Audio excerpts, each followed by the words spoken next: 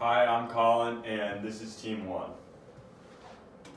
So over the past few years, Gillette has started to lose its market share because of new up-and-coming online subscription services.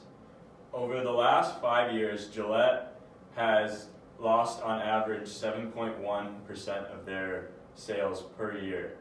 And this can be credited mostly to the increase in new online competitors like Dollar Shave Club and Harry's. Over the last 2 years, Harry's, an online subscription service, has grown by 191%. And the main reason people are taking to these new online subscription services is the fact that they're both cheap and convenient.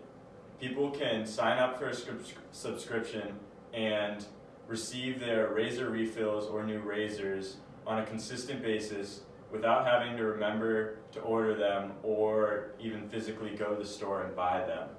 And because of this ease of use and technological orientation, it's appealing to younger audiences.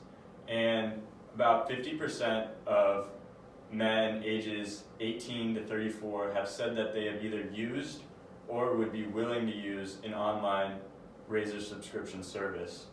And another appeal of these online services is their marketing and their social media presence. Dollar Shave Club released an ad that said, "Buying razors sucks, let us send them to you." And people like this because it was simple, authentic, and personal, and even a little funny. And because of this technological and social media presence, the millennials have adopted this new online subscription service and taken to it. And so we want to target this millennial audience because they have a size and purchasing power that is very attractive. They consist of about 76 million people and have a purchasing power of about $200 billion. And as of right now, we Gillette, our main audience or consumer are men ages 34 to 64. And we want to shift this to a younger audience of about 14 to 34. And we want to target this audience because they are in their early years of shaving. And if we can get them hooked on Gillette products in these impressionable years, we can help instill a brand loyalty and make them lifelong Gillette customers for the rest of their life. We want to get them hooked on these Gillette products and continue to buy from us rather than these online subscription services. And so we have 3 recommendations for Gillette to help increase their revenue and gain back some of that market share they've lost. First, we want to implement a brand ambassador program on college campuses to help talk to and actually interact with these younger audiences to try and get them hooked on these Gillette products. Secondly, we want to do a community outreach program by partnering with the St. Baldrick's Foundation. And third, we want to increase our technological presence by integrating or increasing our technology integration to help appeal to this generation that's more technologically oriented. And so now I'll turn it over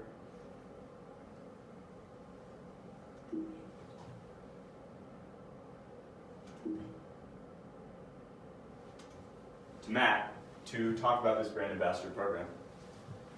Yep. So as Colin was saying, one great way to target millennials and this great opportunity will be through college campuses and a college rep program. A few large brands such as Red Bull and Pink by Victoria's Secret have implemented a college rep program with a fair amount of success. These are fairly small units on campuses across the nation of about 2 to 3 brand ambassadors that have a fair amount of social media presence of upwards of 2,000 Instagram followers, a fair amount of Facebook friends as well.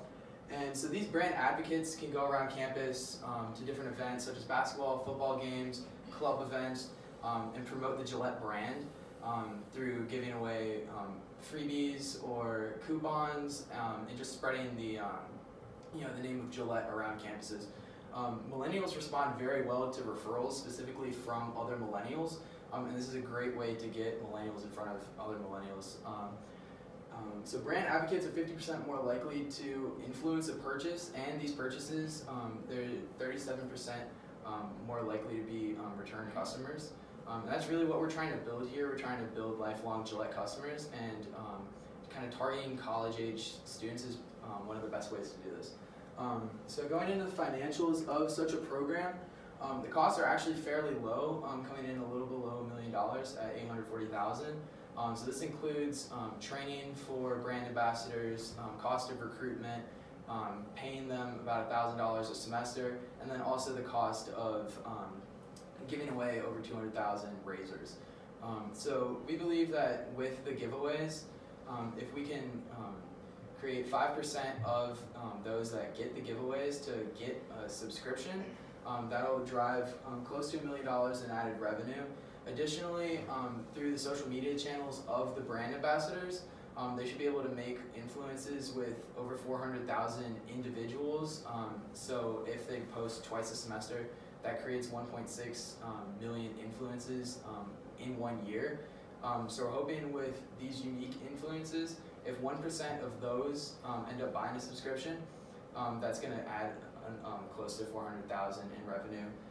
Additionally, so ROI for this program is coming in a little bit above 60%. It's going to add a total of $1.37 million in revenue with a cost of just a little bit under $1 million. So we see this as a very easy program to do and get the name of Gillette out in front of a lot of college-age men. So moving on to the next part of the agenda would be partnering with St. Baldrick's. Yeah, thanks. So our next recommendation is going to be forming a partnership with St. Baldrick's. The reason why we would be doing this is so that we influence consumers to view Gillette in a new light. By partnering with St. Baldrick's, we hope that they recognize that we're impacting a positive cause. So who is St. Baldrick's? St. Baldrick's is a donor and volunteer-based charity that is committed to the research of finding a cure for childhood cancers and supporting survivors. By doing this, we will increase our brand trust, set us apart from competition because none of our other competitors are currently supporting a cause in the same way we are planning on doing so. And we will also increase our market share. We're doing this because 37% of adults say that they would look more favorably upon a company that donates to charities, and they would be more likely to purchase products from that kind of company. We're planning on doing this by launching an ad campaign starting in September, which is Childhood Cancer Awareness Month.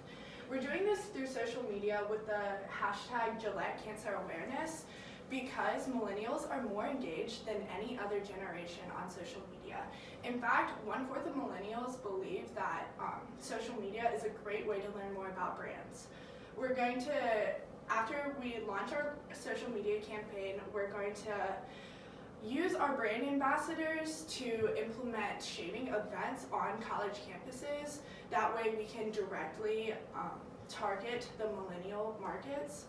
And we're going to do events like Shaved by the Bell, which is actually an event at UNC Chapel Hill this weekend where students come and shave their heads for childhood cancer awareness.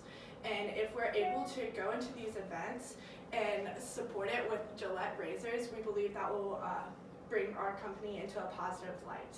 The final step for our partnership with St. Baldrick's is going to be donating a sales percentage to St. Baldrick's. This will only be during the month of September and will be an estimated about $1 million worth of sales. So I'm going to pass it over to my partner Lindsey so she can explain that a little further for you guys. Hey, so we're here to talk a little bit of numbers. We're going to do a one-time investment in St. Baldrick's marketing campaign, which will create sizable return. Initially, we're going to donate about $1 million, taking 25 cents from each sale, And we're going to use about $1 million in advertising. This advertising campaign is going to encompass this partnership with St. Baldrick's as well as the percentage of donations during the month of September. This is going to lead to about a 4% sale increase, as you can see here, starting with your $83 billion in sales or $83 million in sales to about $86 million in sales. So you're going to see about $1 million in profit and $3 million in revenue with a 52% return on investment. These stats are kind of based on historical advertising campaigns where you typically see a 3.5% to 5% return on investment and growth in sales. And so these numbers are kind of lowballing it a little bit, where you can see a definitely bigger growth in sales. And these are also just the immediate returns in the month after the ad campaign is launched. Additionally, our third recommendation is increasing technological integration for Gillette. So here we're really working with consumers. They want to engage with these brands through apps and technology. In an increasing digital world, people, millennials especially, are looking to use phones and tablets to interact with brands. And you can see here 54% of millennials are make purchasing decisions faster on mobile devices instead of laptops, desktops, etc. Essentially working with the app integration, where people are more prone to use times in apps instead of on the mobile web. Additionally, Americans are spending anywhere between, right now, about $19 billion in 2007, but this number is projected to increase to about $30 billion in 2021. Lastly, apps are the second most common form of engagement with 18 to 34-year-olds as well as their parents, so we're really honing on this millennial age group. And I'm going to pass it over to Nikhil to finish up this recommendation. Yeah, so we can clearly see that in terms of brand engagement, technology is huge. Using applications to access users aged 18 to 34 and their parents as well, there's really a residual impact to integrating technology into your business plan. So looking at what some competitors are doing, we can see that the primary competitors to Gillette and Harry's and Dollar Shave Club have applications that are really accessible and easy to use. You can see the interface is pretty simple. They can make purchasing decisions, they can look at the products that are available, they can look at the prices of these products, they can look at reviews, and overall this provides a holistic purchasing experience for the consumer and for the user. So the major concern for Gillette right now is that they don't have any sort of application to compete with Harry's and Dollar Shave Club within this digital market. When you have millions of users who have mobile devices, whether it be a mobile phone or whether it be a tablet, who want to engage with their favorite brands through applications specifically, it makes logical sense that Gillette would make a move into this market and really open the doors for its current consumers and also the new customers that it would generate from expanding its technical integration and adding an app to the services that it already has. So more specifically within the app itself, Gillette already has a subscription service called Gillette On Demand, and not a lot of consumers know about this program. So this is the perfect opportunity for Gillette to integrate Gillette On Demand with its new application. So consumers will be more aware of this service, sales and revenue will increase, and the number of people who will be hooked on Gillette will only go up. In addition, this is the perfect opportunity to provide product reviews and information, which is information that consumers are really looking for. They want to know what is the best product, what are the features amongst the range of products that Gillette offers, and Gillette does have a diverse range of offerings. So it's helpful for their consumers to understand what do they have available and really allow them to make informed purchasing decisions. And third and finally, we can see that deals and different coupons can be integrated into this application, as well as news and updates on all of Gillette's different endeavors. For example, we talked about partnering with St. Baldrick's through a charity partnership that would help to combat childhood cancer. And the application is the perfect opportunity to provide advertising and to let consumers know that Gillette is engaging in an endeavor like that. To keep consumers aware of what the brand is doing, new projects that they're investing in, so that they can stay up to date. Even if it's a new product rollout, that can be introduced on the app as well as other advertising methods. And it's just another way for Gillette to really access its consumers in a really deep way. So now let's look at the financial impact of this recommendation. So overall, we're looking at about a 5-year total profit of $263 million. So first, let's look at the revenue component. With regards to the male grooming industry, it's about a $600 million industry right now in terms of e-commerce. And Dollar Shave Club controls about 30% market share of that online e-commerce for male grooming. So we're about $200 million in annual revenue. And they exhibited this increase in 30% market share over the past 3 years. So it's not hard to consider that maybe Gillette could get back 10% of that e-commerce market share over the next 3 years. Dollar Shave Club did get to 30% and has kind of leveled off at that 30%. So over a 5-year projection, we would see them getting to about a 10% market share of this $660 million industry, and then kind of maintaining those levels. But if they were to be able to access that type of market share, we'd be looking at about $264 million in total 5-year revenue. With regards to the cost, there's 2 specific costs, either through app expenses or through marketing expenses. Now, the app expenditures to actually develop the app is a one-time cost of $500,000, and the marketing expenses initially are about $200,000 annually, but will decrease by approximately $50,000 a year as more consumers become aware of the app, and not as much advertising is required to roll out the app and let people know that this is a new service that is available. And then combining those 2 numbers, ultimately looking at about $263 million in profit for the company.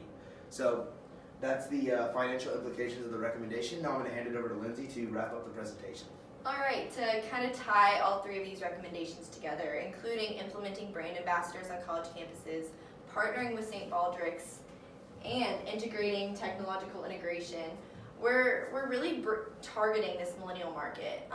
These recommendations bring a personal aspect to the brand, and millennials are more prone to buy products from those that truly support a cause, as well as connect with brands through social media. This gives us a cutting edge over all of our competitors that will allow us to compete and eventually surpass our competitors. We're directly impacting the younger market that gives us a power of influence unlike any other to increase revenue and market share. Thank you so much for your time. Fine. So for that part,